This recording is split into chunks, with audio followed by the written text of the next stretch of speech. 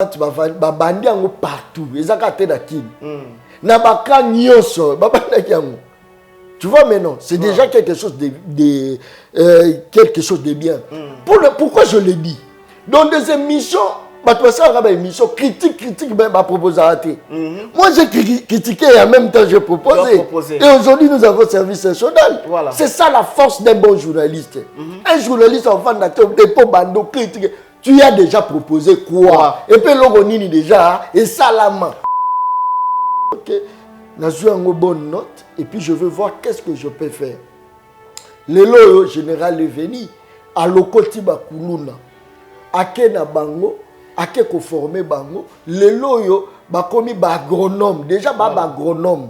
Donc bakoti koti bakuru wana kuluna la capacité ya ko germer et puis ko germer na bango eboti vraiment. Vous voyez, les lots, masango yeli, surtout maintenant par ko féliciter parce que même na lola, so bazu mutu mabe ba bongolisi année nino mona population se retrouve absolument rien. 0 sur 10. Voilà. Alors biso to linga ke comme pratique. Mon espa la kai ba député ba bis et ba mituka. Bazu ba mituka la bango. Misusu ba komi ba commerçant. Voilà. Si vous pour la population, bozo saka on débat discours. Biloko ko kita, bozele ko kita $10 et $15. Ti le lo carton ya soso kitite. Ti le lo carton ni ne kitite. Ngana kunate, ngana biloko eza palpable. Jusque là on ne sent pas qu'il y a un premier ministre. On ne sent pas. Non mais par rapport à réserve, yo moniango. Problème le vraiment qui na conseil de ministre John Yango na lobby yo moniango. Ya ba député na simbi jipa ba député. C'est ça preuve de mon calabiso so tigaka wana, o tigaka wana. Ce qu'on va réserve en réserver banane. Si ce n'est que intérêt na bango. C'est ça le problème. Tout est ça le problème. La bonne gouvernance qui est la base de tout. Voilà. Bango ce n'est pas pour résoudre leurs intérêts, c'est pour résoudre le problème de la population. Si on parle aujourd'hui à réserve, c'est-à-dire toi la sous-bassement. C'est sous-bassement Zali. C'est tous capable de résoudre un peu ma problème. Et pourquoi toujours le bélango, mais on n'arrive pas à résoudre. Togo va n'a pas $, et kiti. Mais bon, l'obité qui est non réserve comme 3,3 milliards. Mais ton giga mabo, $, et kiti. Ni ne sale kiti, on non réserve. Mais pourquoi pas de réserve? Oui, pourquoi pas de réserve pendant que l'effet n'est pas palpable?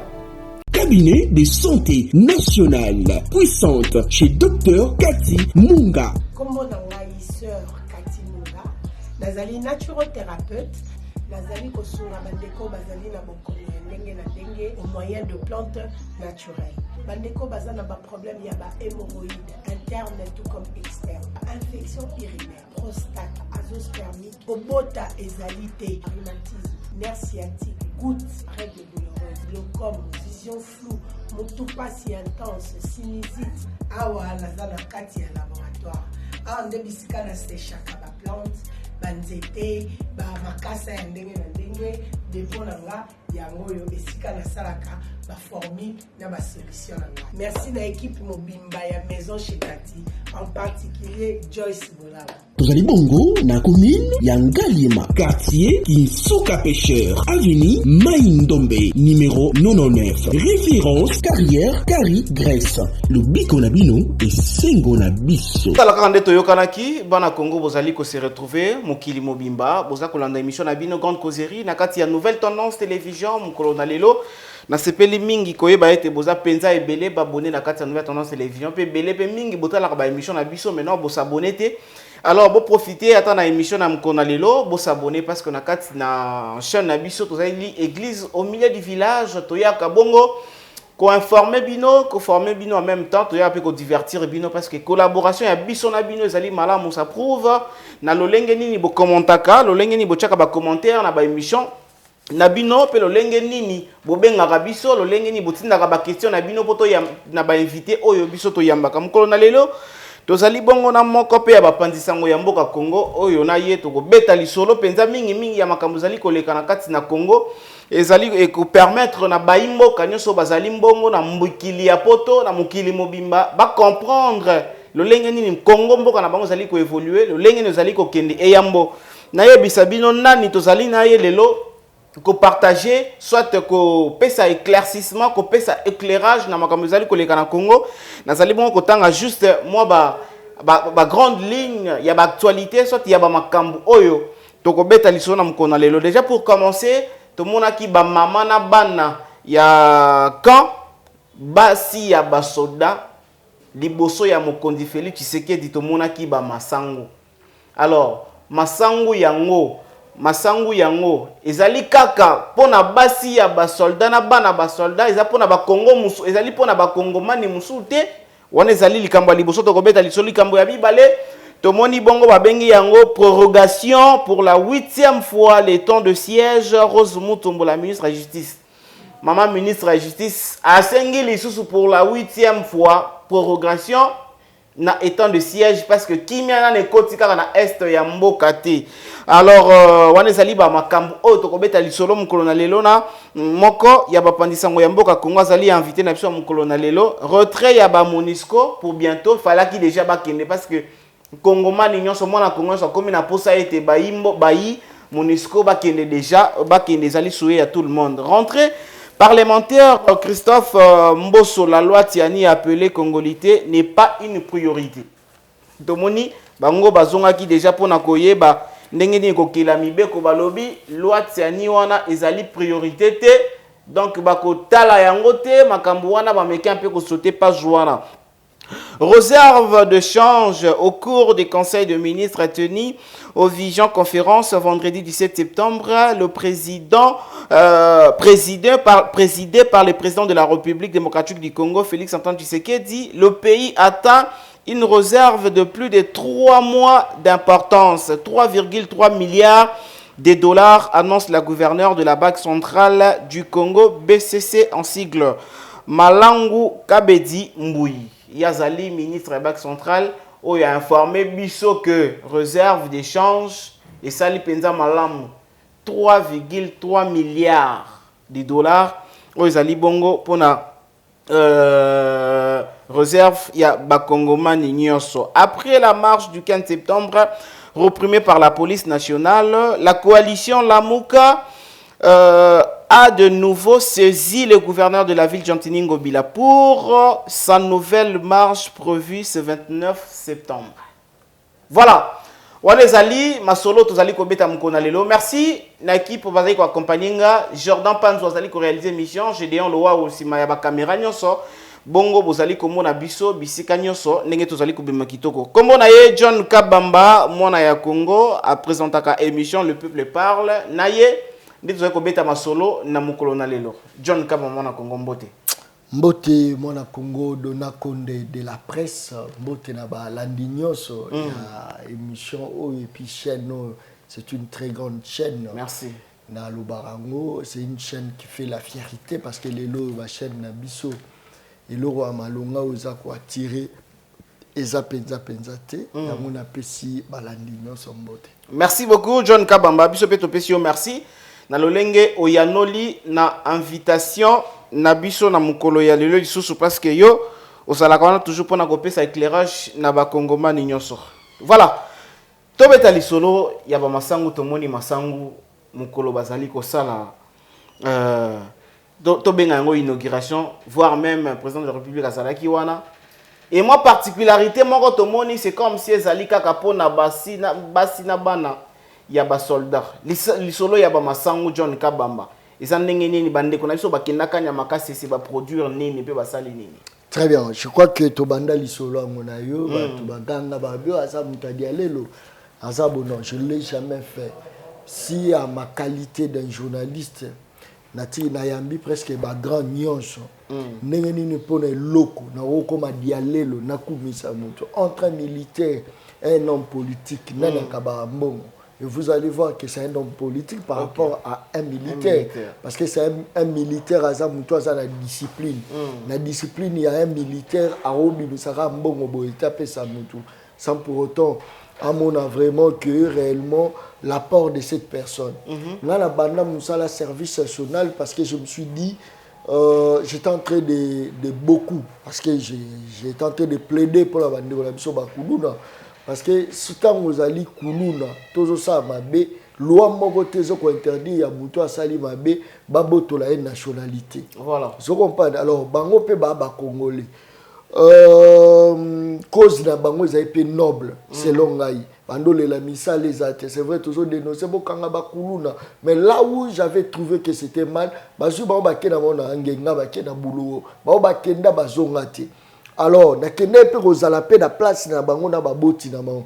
Pour se peu de voir est-ce que bato comment les rendre utiles dans la société. Voilà. C'est ainsi que nous avons la démarche. Il y a le commandant de bord du service national, général-major Kassongo Kabwik. Natuna et Mituna, il est cas partout. Et le général a dit ok, nous avons une bonne note. Et puis je veux voir qu'est-ce que je peux faire.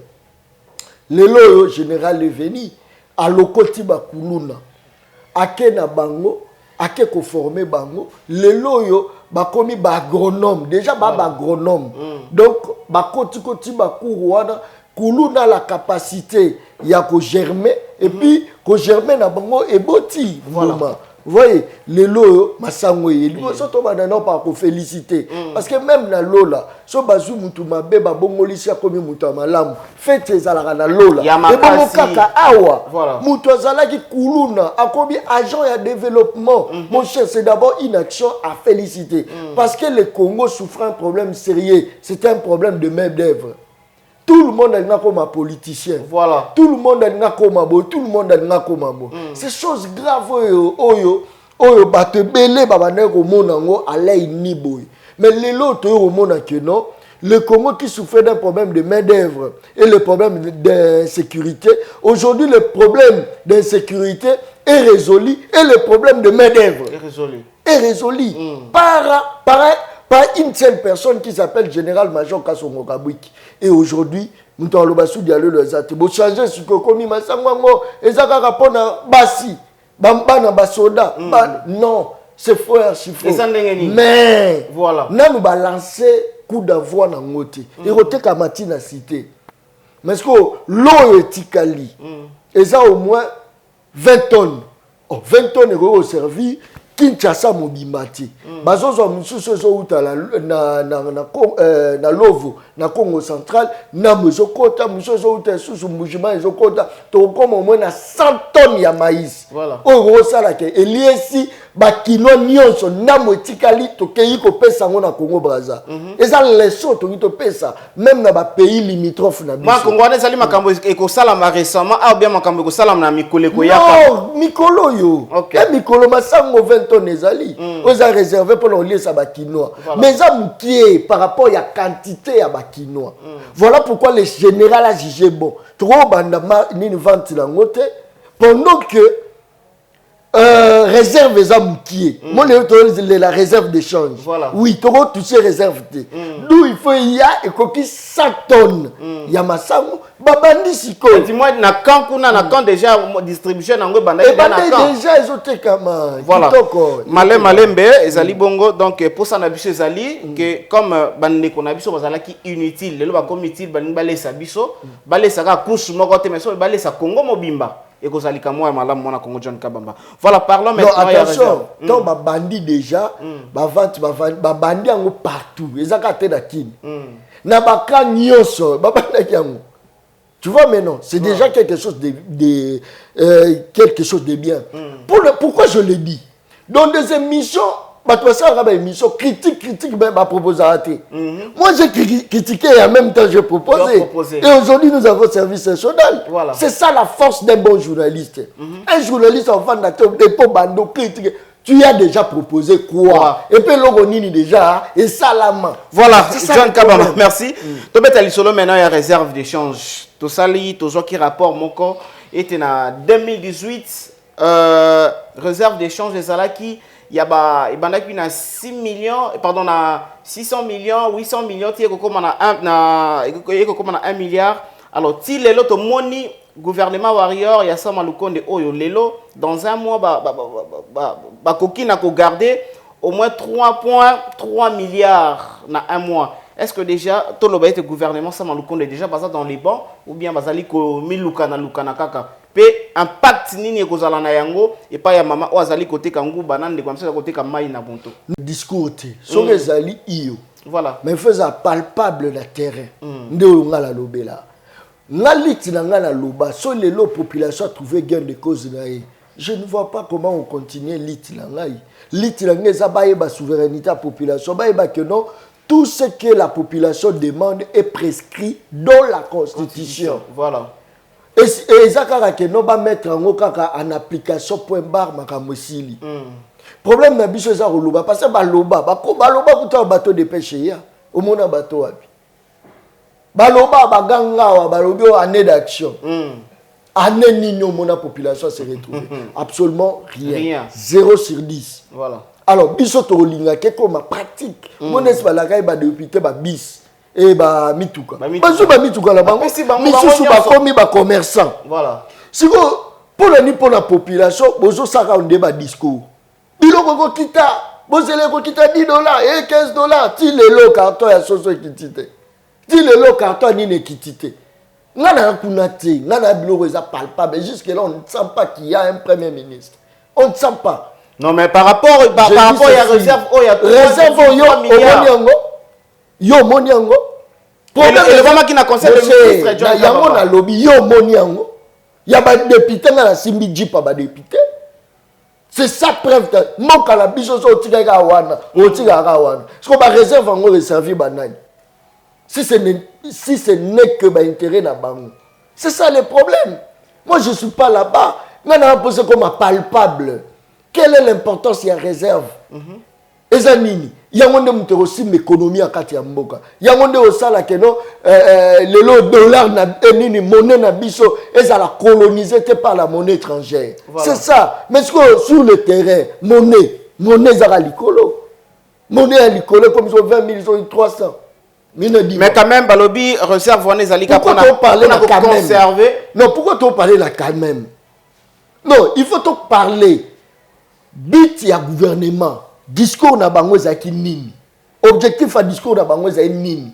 Kokota la bango bokonze za pour ba combattre nini. Mais par rapport à on va pas de par rapport na ba oyo ya bango ba kutaki na o bango ba komi ko réaliser. Au monite que ya bango ils ont likolo par rapport à bango ba kutaki. C'est ça le problème té. La bonne gouvernance qui est la base de tout.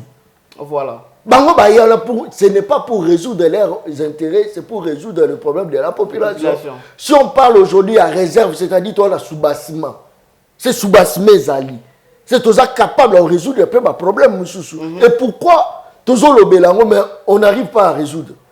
Togo va n'a pas $, et kiti. Mais bon l'obité que non réserve comme 3,3 milliards. Mais ton giga mabo $, et kiti. Ni ne sale quitter au non réserve.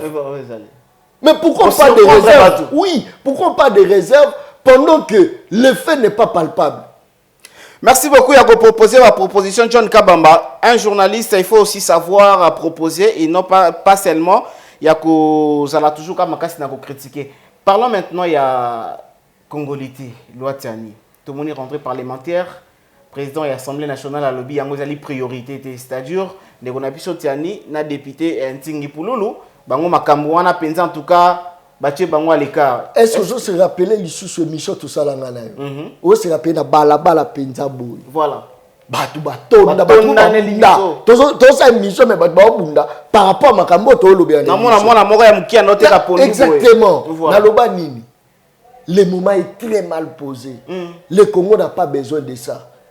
Et ça, deux personnes, mais le Congo n'a pas besoin de ça. Les lots, est-ce que tu as capé l'isolo, que la RDSA produit autant. Tout ça, la ressource, mais tu as une capacité à transformer en richesse. Les lots, tu as na cacao, tu as la cocoti. Au cacao, tu as matière à transformation à chocolat. Voilà. Cocoti. Ezali matière mobo so sanction na chocolat européen sa richesse oh batu barolia ba fibi ba bike uti na Congo. Mais toi on a une capacité dans nous. Mais on fait des débats sur base de nationalité. Nous sommes le seul pays au monde où tout ça débat nationalité. Pendant que débat nationalité ça soute comme débat bongo. Celui ivoirien za mayele et que Arosa na bolingwa Congo, il peut diriger le Congo. Il peut diriger. Congo Brazza banane on va diriger Congo Brazza. Gabon banane va diriger Gabon. Je te dis, il y a des histoires qui se font, les histoires qui se font. Ceux qui dans bien la qui sont au Camo. Pourquoi? C'est la tête. Banane batonga Angola. Ce sont des Congolais. Angola continue à guerre et dira 27 ans. Bana nyonso mboka ba analphabète, ba yoko péché ba intellectuel na kati ya Congo, bango mtu batongi nini? Lelo soko tali na ba équipe même ya Bali. Banane yango bazo régner ba osaba, ce sont des Congolais. Luka Kwazana. Moi na Congolais, est-ce que Zalité que non assemblée nationale ba boy ko traiter proposition là parce que Kobanga a été ndeko Moïse Katumbi a longwa na kati ya coalition na bango mon cher ami mon cher au moins sur politique mboka ils ont le théâtre inutile voilà vomela mbalanga ba sai na mbalanga ba nani mususu ba esobe na milanga bango na plateau ba robola loi wana pour la mutu moko. So qui a zappé ngolo munene ba Kongola ba abeka bango azangola munene ngolo azanani ngolo anani aka mbisi yo azovivre na kati ya ebale parce que na kati kuna pe ba mabundu bazali pourquoi on doit parler de ngolo pendant que baleine ndaza munene koleka ngolo lelo so bokangi baleine c'est extraordinaire mais ngolo est extraordinaire te on pose mbisi mo muke. Alors évitons ça. Mettons d'abord l'intérêt du pays en première position. L'intérêt du pays. Qu'est-ce que vous avez produit? Qu'est-ce que vous avez fait? Mais comment ils ont que non ceux qui va voter car la loi on a hier pour l'on a union sacrée. Peut-être de peur qui a l'ongoité. Est-ce que les loyaux, to comme ici, tant que tu as le roi, le leader, le roi, la référence, beaucoup développé. Quand est-ce qu'on parlera de Dona Condé comme un leader? Voilà. Tant que Bango la génération est sacrifiée, on doit parler seulement tous à Sima Moïse, tous à Sima Fayoulou, tous à Sima Félix, tous à Sima. Non, non, on doit créer une classe politique. Une nouvelle classe politique qui peut aider notre pays. Classe politique, oh, bazo fingana. Classe politique. Toko tapeka likamwana ko fingana wana automoni bisika nyonso publication, bachenga misa publication boye. Marche ya Lamuka oyo euti koleka le 15 automoni la police nationale et pesi permission te que no bandeko baye banako lamu bandeko baye banako nako marcher tomoni ba repousser yango lisusu baye lisusu ko senga sous permission pour na ba marcher sur le 29. Est-ce que avenir ni nous allons couper ça? Avenir nous allons couper ça pour na marche ya Lamuka ou ba annoncer pour na le 29 septembre oyo. Je pense que au moins mboko ya biso et comme le roi avanti ndengeni changement zate nyo surtout to no vivre na opposition ça auto vivre nyo surtout to no vivre pas ba no kamba biso ya on peut to vivre boyebi ke bako bamba ba gaz boyebi ke bako bengana bino mais bo sala ba bengana bino bo bandolela bozongi sous match bo sala bo ba stratégie nini bo mettre en place pour atteindre vos objectifs. Mais déjà stratégie à comme marché, c'est déjà non, une stratégie on est là déjà. Bodi que bon marché. Ce qu'on a inconvénient là pour gérer mon nini. C'est là où on doit réfléchir.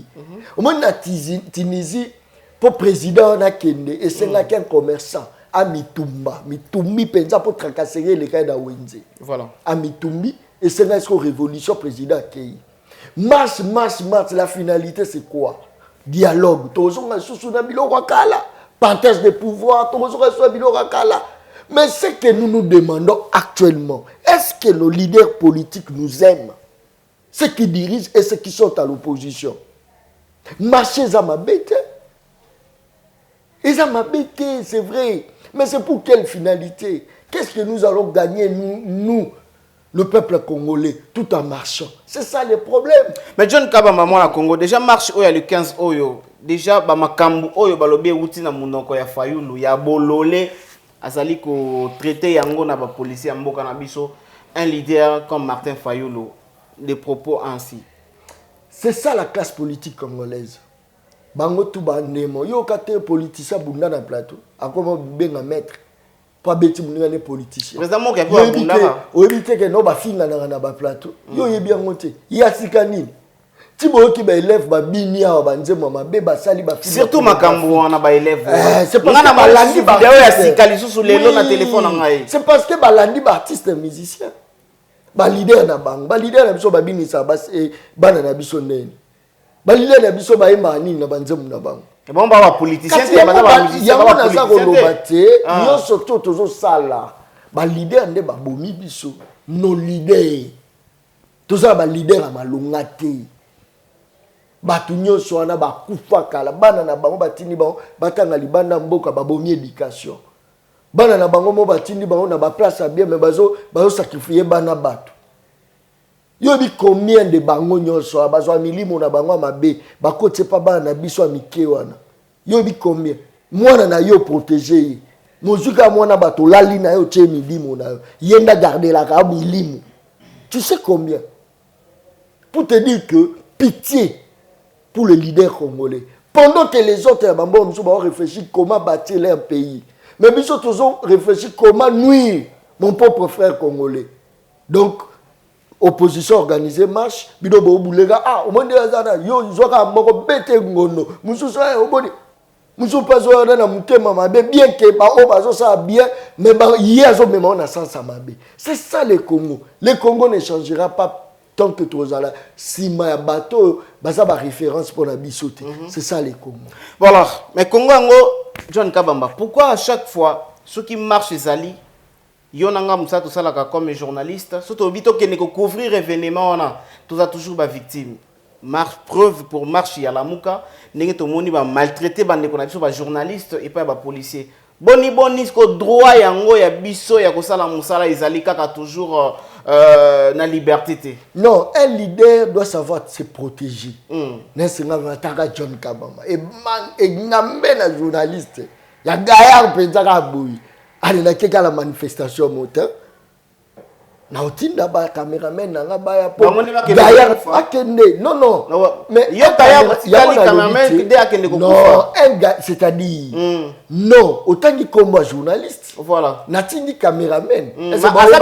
Mazape ka journaliste. Moussa tout ça est à risque fort. Na osa les missions moi se peut laisser mutute. On se retrouver la public. Papa, ba obeta fort. Nous sommes à risque. Aujourd'hui, batte banane ba sepeli, banane ba sepeli. Voilà. Le lot peut-être ba betelo maboko, lobi ba biso mission mosala bien te. Pour nous bano tane mission mona sala ina ba presse pegi. Voilà. Et penga lo ba na oseka. Mais na finga mi fort na poto. Au point nini aolo ba yozo seka. C'est-à-dire c'est que nous devons faire la kangakanda. So kangi kanda oteza la tendre. Mais finalement bolingi nini. C'est ça le problème. C'est pour dire na ba événement bon on peut ça bandeko na ba conseil. Omoni biso to gérer république. Congo mobimba bana posa na biso. Omona bilo eza roi match renaissance. Aobeta bachebi yo sikoyo ozaso muto ya imana ou encore ya vita muvandi kuno bando finga bato renaissance. Batu no wapi ka de mambo bimisi ya imana. Ba osaloni. Voilà, Mandeko na biso partout à travers le monde na epsa ki binote. Lelo toza bongo na John Kabamba moko ya bapanzi sango sala ka émission ya le peuple parle nde naye tozali ko beta li solo oyo makambo tali mboka na biso Kongo lo ndenge zali ko tambola. John Kabamba na lobaki awa makambo ya est mboka na biso Congo. Tomoni lisusu étant de siège pour la 8e fois.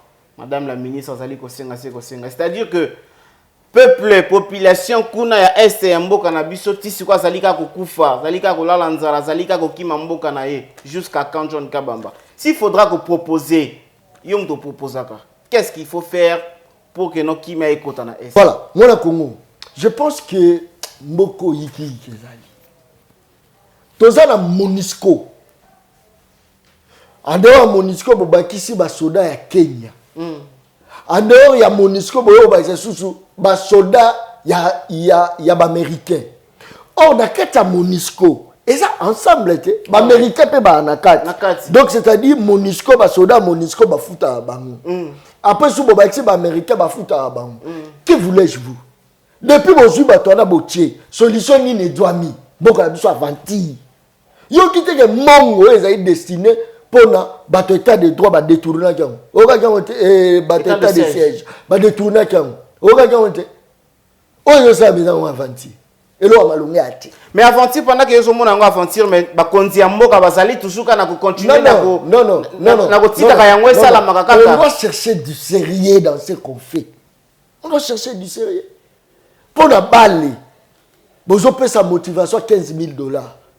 Mais pour la soldo à Kebunda, vous avez sa motivation. Il faut tout ça la cotisation. Mais pour la balle, mon ebimé le trésor public. Mais dites-moi, résultat ni bolunga, sans pour autant vous préparer, un résultat. Toi et bango ça publiquement. Bato ba Kebunda la biso ba gagner combien? C'est ça le problème. So bino bo benga ba meilleur. Mais bon, je bango so bato ba sunga ba onde. Est-ce que salaire va foutre un soldat congolais? Va foutre un soldat américain? Derrière tout ça, ils vont gagner quoi? Est-ce que Balaxi Bisso va gagner combien? C'est ça le problème. On doit se poser plusieurs questions. On a un problème à Kimia na Est, petit problème. La motivation des policiers na Bisso. Premièrement. Voilà. Deuxièmement, l'unité nationale. Quand je parle de l'unité, c'est-à-dire bateau bakozaka ba guerre kuna ezaka bato na biso ce sont des Congolais d'ici aza aza général aza député aza boeza bango problème ezako que gauche droite te bavandisa na ba généraux na ba député na ba tunyo sur place bafungola mitema baloba intérêt nini bazala ngona sima biloko wana et après soki l'état a favoriser bango soki baza la pourcentage ya ba minéraux mais ça la manaba ndenga bien na ndenga simate ba congolais ba kufati. C'est une proposition. Voilà biso ba to proposer. Voilà, merci beaucoup pour la proposition de John Kabamba. Namoni déjà réalisation de ça la biso sin que to komi penza na suka émission na biso. Oyo to yamba kibongo John Kabamba na Congo en 1 minute John Kabamba 30 secondes plus tôt liloba nini ya suka ko ikoloba na bayo so balandi biso na Kisasa. Pe na mokili mouvement pe na babikili nyonso ya poto pe ya bisika so ba kongomani pe na bandeko nyonso balandi biso liloba suka ko koloba parce que to komi penza na suka émission na biso mko lelo.